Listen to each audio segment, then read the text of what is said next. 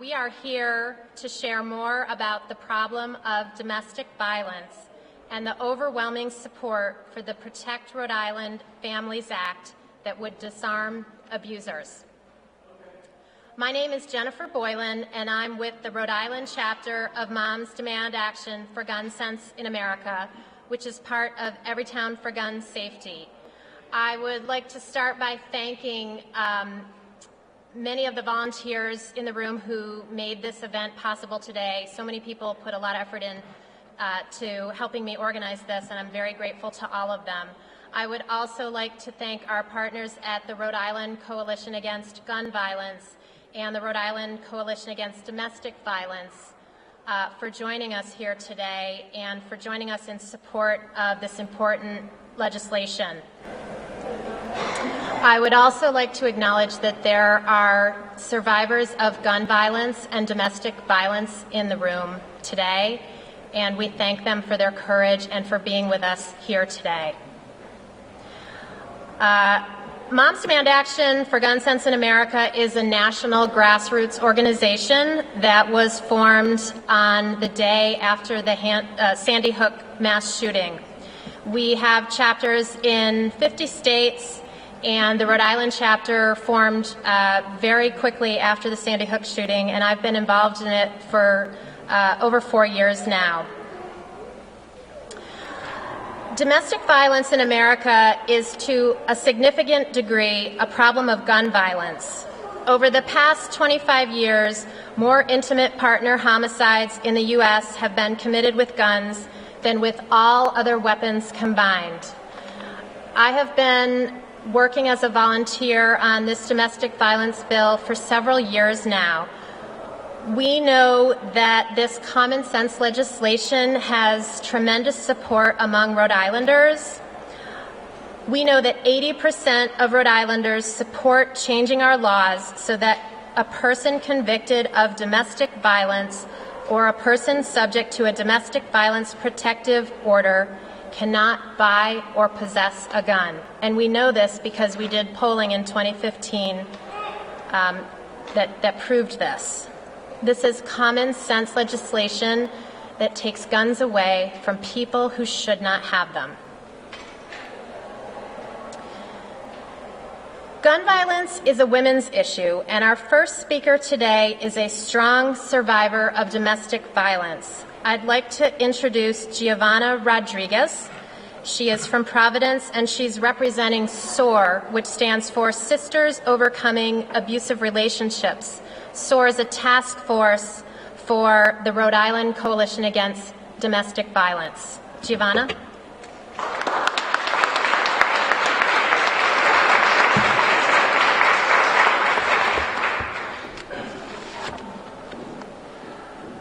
Good afternoon.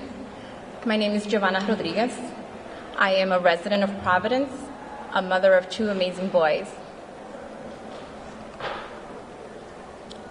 I am a survivor of domestic violence and a member of SOAR, Sisters Overcoming Abusive Relationships, a task force of the Rhode Island Coalition Against Domestic Violence. I am a strong supporter of the Protect Rhode Island Families Act, Act SB 0405 and HB 5510. I would like to thank Senator Metz, Representative Tanzi, and all the elected officials who are supporting this important legislation. Most people have no idea of the terror that occurs daily for so many victims of domestic violence. Those fears are often made worse when guns are involved. It is of that terror that I am here to speak to you today. It is because of my personal experience with domestic violence that I believe with all my heart that guns have nothing to do in the hands of abusers. Just like I believe that it's time that Rhode Island passes gun legislation that protects women children, and men. When I first met the man that later became my abuser, it seemed like a fairy tale. He swept me off my feet. He was charming, friendly, everything that I wanted in a man.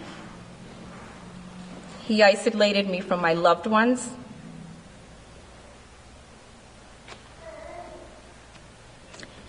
And controlled my every move.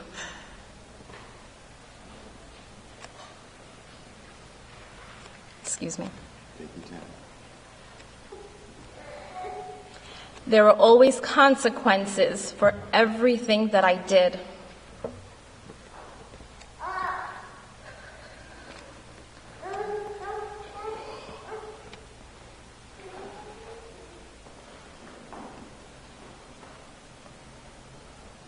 I'm sorry.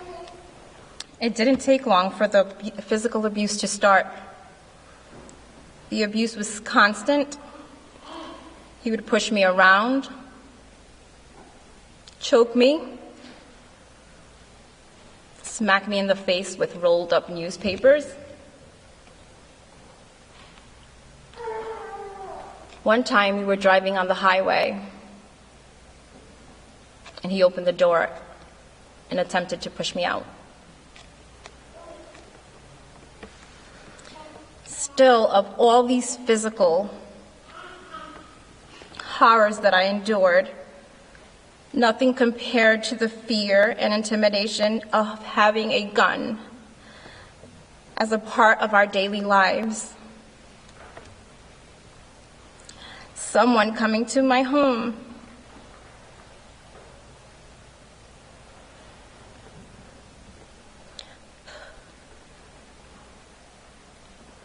would think that the gun was the centerpiece on our dining room table. He used the gun to intimidate me. He would threaten to shoot himself or me, sometimes in front of my 2 children. When the gun was drawn, I had to plead or consent to anything he wanted. The fear and the terror were always present. The cold pressure of the gun on my temple is something impossible to ever forget.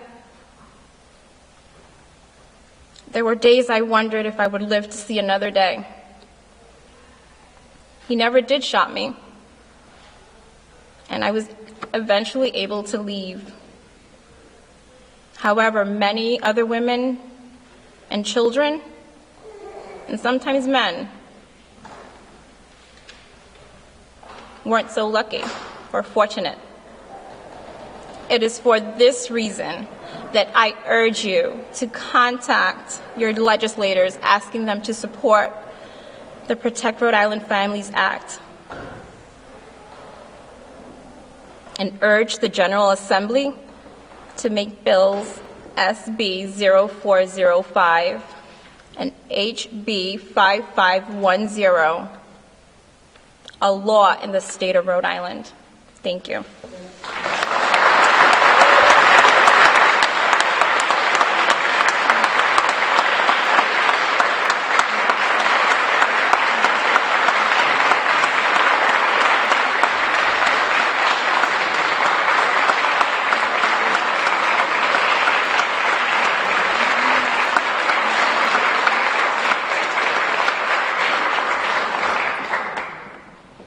Giovanna, thank you so much for sharing your story.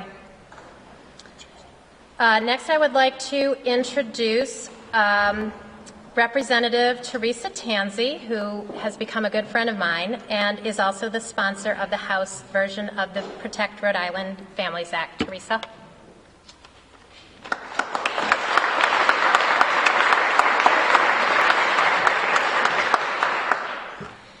There is no question why we're here today. We know the reason why, and I have to say how amazingly proud I am of you, Giovanna, the strength it takes to share that story with you, and I just want you to know that it's that strength that'll get us through and will help to protect other families. So I just, again, want to thank you for your courage for being here today.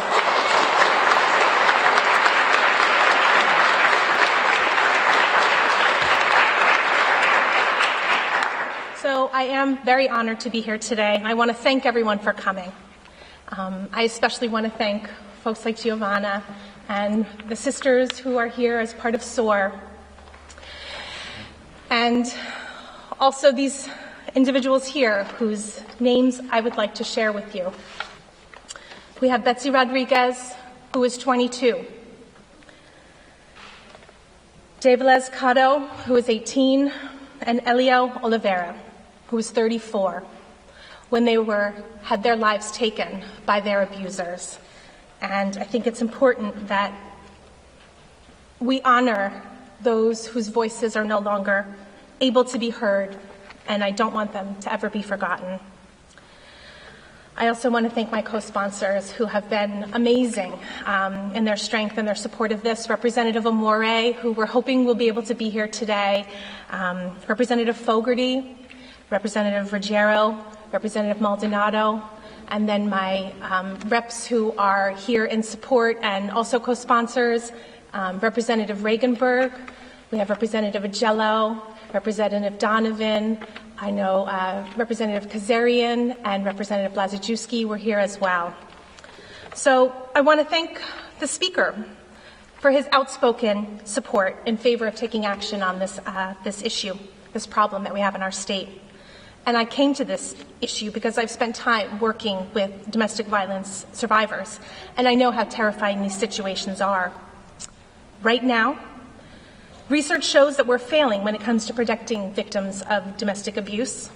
A groundbreaking Everytown for Gun Safety study examined every single final domestic abuse order in the state of Rhode Island between 2012 and 2014. These findings were deeply troubling. As it turns out, courts in Rhode Island rarely require abusers to turn in their firearms, even when orders prohibit those abusers from having guns under federal law. Of the more than 1,600 final protective orders reviewed, just 5% of abusers were ordered to turn in their guns. This inaction left hundreds of families in Rhode Island at risk. It takes great courage to face your abuser in court. These brave Rhode Islanders are asking us to help protect them, but allowing their abusers easy access to their firearms is a terrifying and a glaring failure. We can do better, and we must do better. The majority of states, including our neighbors in Connecticut and Massachusetts, have already taken important steps to closing this loophole. Rhode Island domestic violence survivor advocacy and law enforcement organizations alike have united behind these bills. It's time for Rhode Island legislators to do the same. House Bill 5510 and the Senate version that Senator Metz is sponsoring would do two important things. One, it would prohibit gun possession by domestic abusers convicted of misdemeanor domestic violence crimes and who are currently subject to final protective orders. And second, it would ensure that all domestic abusers turn in their guns when they become prohibited. We know this is smart public policy. Keeping guns away from domestic abusers is associated with a 25% reduction in firearm homicides. Curbing domestic violence and keeping women and kids safe isn't a Republican or a Democrat issue. It's a right or wrong issue. It should be a top public safety priority. This is an issue that impacts every community in our state. It's time to address it. So I thank you all for coming today and working to help pass this bill. Thank you so much for your support.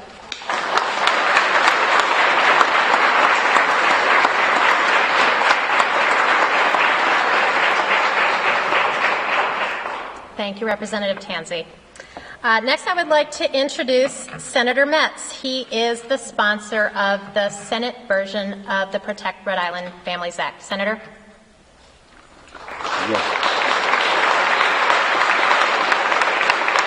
Yeah, thank you, and good afternoon to everyone. It's just such an honor for me with Everytown for Gun Safety, Rhode Island Moms, the Demand Action, and SOAR, and the Rhode Island Coalition Against Violence, and certainly, Giovanna, we thank God for you, because when we hear those testimonies during the committee hearings, it's very riveting and very powerful, and people need to hear these things.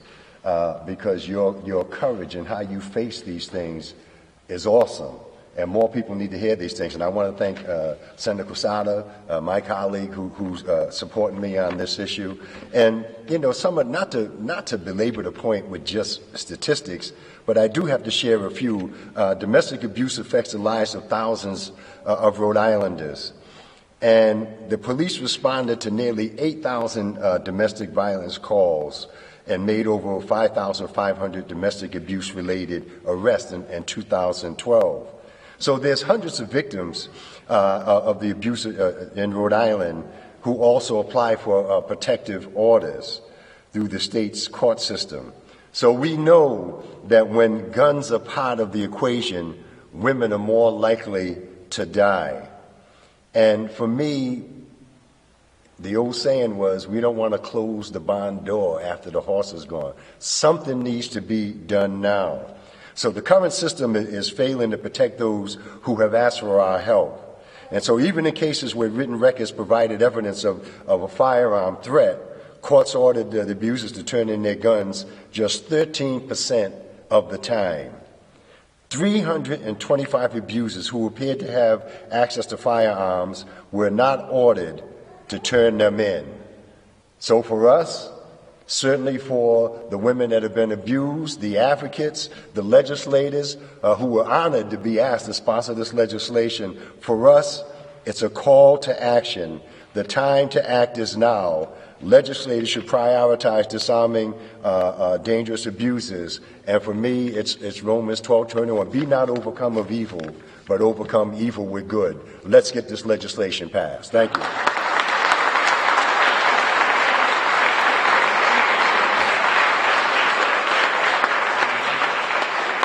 Thank you, Senator Metz. Thank you.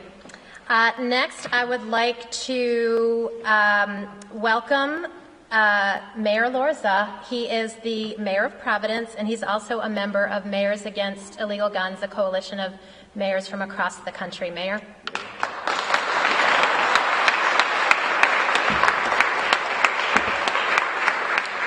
Thank you, and good afternoon, everyone. We're here because we know we can and should do better. I'm glad to partner with Every Town for Gun Safety, Moms Demand Action, and all of the folks that are fighting the good fight to make sure that we're getting illegal guns off the streets and guns out of the hands of people who will use them to commit terror and crime. Gun violence is an issue that, in many cities, continues to devastate families and communities just like our city. And to me, it's simply unacceptable to sit on the sidelines while this issue continues under these circumstances, because when a gun is used, the lives of those involved can change drastically, and it so often does, in the blink of an eye. With public safety being one of all of our major priorities, last year I commissioned an advisory council to reduce gun violence in our city.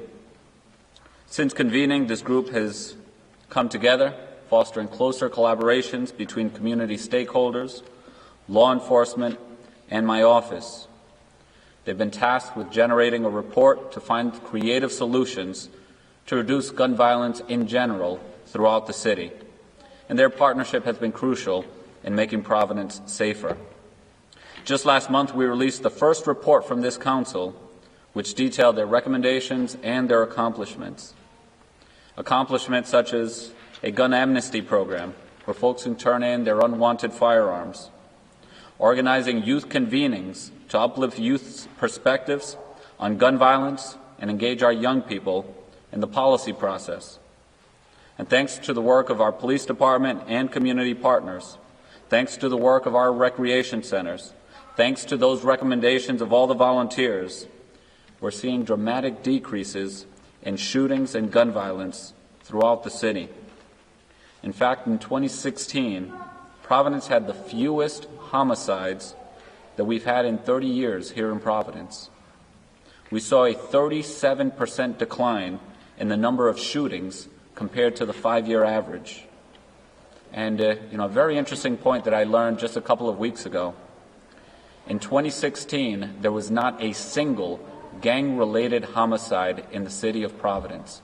A remarkable, remarkable achievement by all of the stakeholders.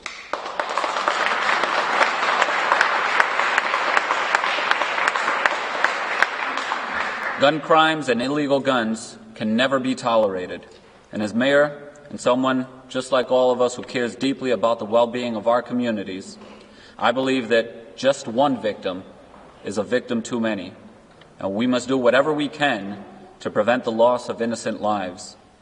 And that's exactly and precisely why I and the city of Providence strongly support this law to prohibit convicted domestic violence abusers from having guns.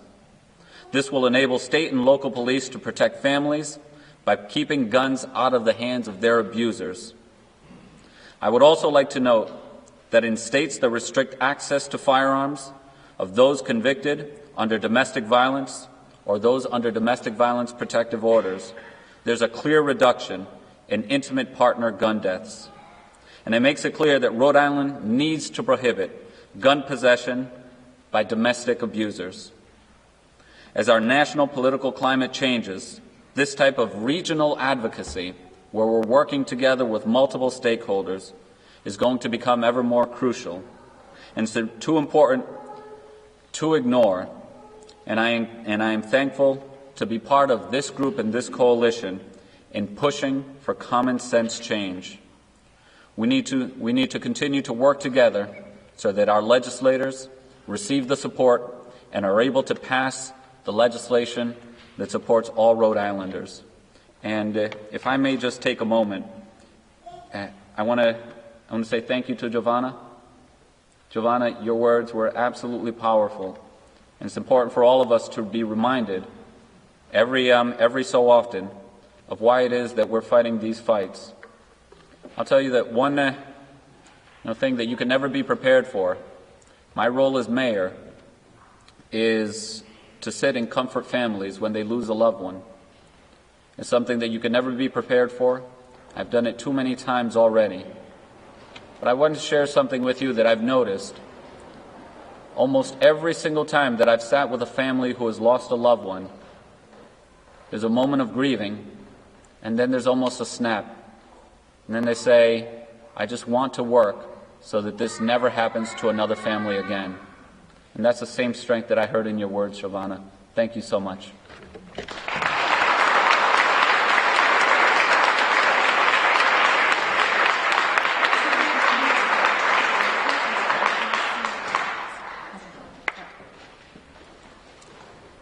I just saw Representative Marcia Rangland-Bassel walk in. Welcome. Thank you for joining us today. Next, I would like to introduce the president of the Rhode Island Police Chiefs Association, and that is Chief Dean Hoxie.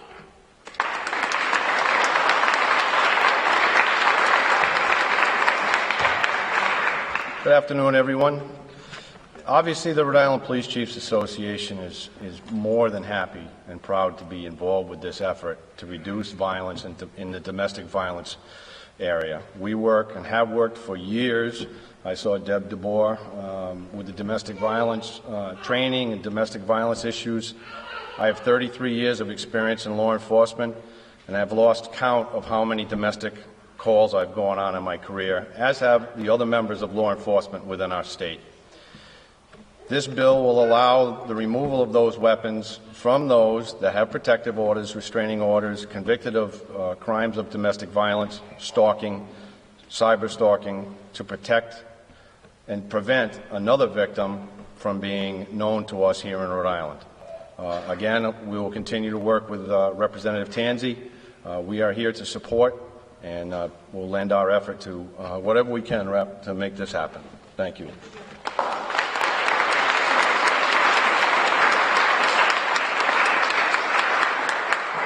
Thank you very much. Next, I would like to introduce a friend of mine. She is representing today the Rhode Island Coalition Against Gun Violence, and she's also a survivor of gun violence herself, Sydney Monstrum.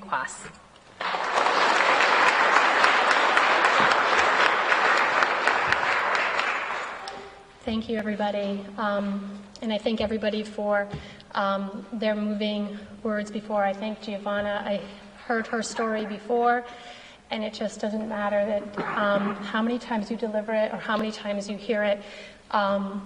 It's never easy, and thank you for sharing. So I'm Sydney Monstrum. I'm the Director of Operations of Rhode Island Coalition Against Gun Violence, and I'm also the proud mom of 2 teenagers. Rhode Island Coalition Against Gun Violence is a diverse organization, and we're a coalition of 96 partner organizations. These organizations are made up of faith organizations, arts organizations, community, nonviolence, and education organizations, including Moms Demand Action for Gun Sense and Rhode Island Coalition Against Domestic Violence. So we're very happy to have this coalition of such a wide range of organizations that really care about gun violence prevention. In the coalition ourselves, with our member organizations, the memberships of those organizations represent 120,000 Rhode Islanders. As you know, we're here to talk about the Protect Rhode Island Families Act. Obviously, the coalition, we're very much in support of it, and we have been working also for 4 years together with multiple organizations to pass a bill like this. So we're very thrilled to have this bill. We feel like it's the strongest domestic violence bill that we've submitted in 4 years. And again, we're very happy to be collaborating together, pushing for the passage of this bill. The Rhode Island Coalition Against Domestic Violence has this great report. Great in that it provides great numbers that are very helpful, but the numbers are terrible. On average, based on the numbers in here, 5 Rhode Islanders are killed a year because of domestic gun violence, and that's 5 too many. So there's compelling sense of urgency for passage of this bill. There are pages and pages and pages of victims in here and their stories. And these are people's lives, and these are Rhode Islanders' lives. We have a responsibility to protect people from their abusers. With domestic violence, victims are frequently threatened. We heard about that so loud and clear from Giovanna's story. And victims are sometimes murdered. Families mourn, and communities grieve. I know these feelings. At the age of 38, my cousin Johnny, the father of 2 young girls, disappeared. Johnny was an active church member, a talented trumpet player and singer, and a mechanical engineer. After an unimaginable week of searching and police investigation, his body was found. It was disposed of in his family's minivan. He'd been shot once in the head, the victim of a premeditated domestic violence murder. His murder shattered my family. The violent and unexpected loss of a vivacious, loving, young, and healthy family member who was a dad, a son, a brother, a grandson, my cousin, is devastating. Johnny was robbed of his life. He and his daughters were robbed of sharing their lives together because of domestic gun violence. If this bill can save even one domestic violence victim, why won't our legislators support it? I'm thankful, obviously, in this room for the strong legislators who are supporting it, and I'm thrilled for your support. But we must pass bills like this to protect domestic violence victims. Lives are at stake. So we're grateful. I think it's more than 30 sponsors on the Senate and House side who have sponsored this bill. But blood is on the hands of the legislators who aren't supporting it and who push back against this bill. So let's make some noise today and assure that our elected officials hear loud and clear the importance of this bill to save Rhode Islanders' lives. Thank you.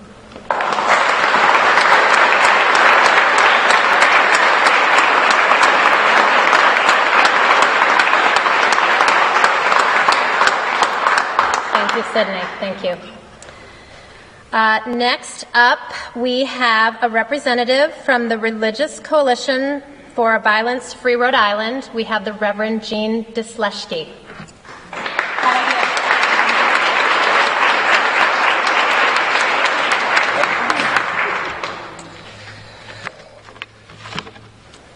For clergy, domestic violence is a serious pastoral concern. But make no mistake about it, for clergy, this is personal. We visit the families. We see the heartbreak.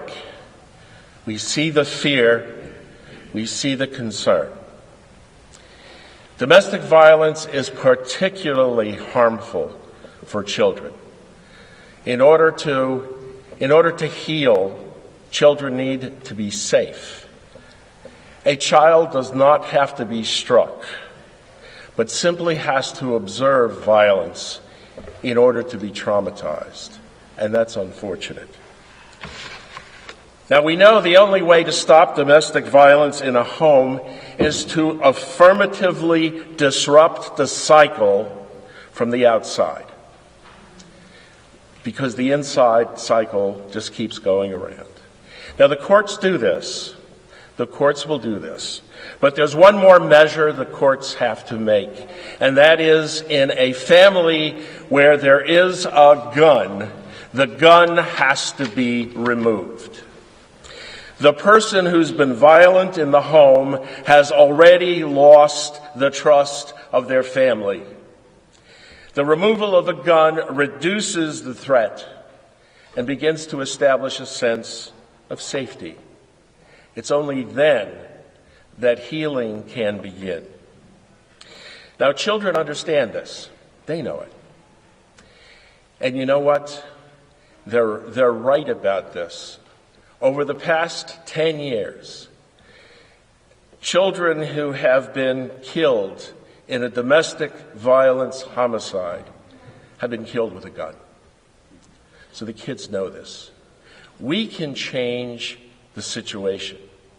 We can make Rhode Island families safer. We can make the children safer. This is a public health issue, and this is a profoundly important moral issue. Can I hear an amen? Amen. Thank you.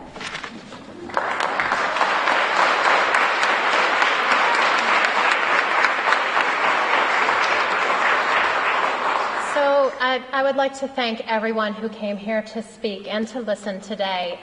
Clearly having mayors, survivors, law enforcement, clergy, representatives, senators, men, women, citizens of our state with us, this is common sense, and we should get this done. I thank you all for being here.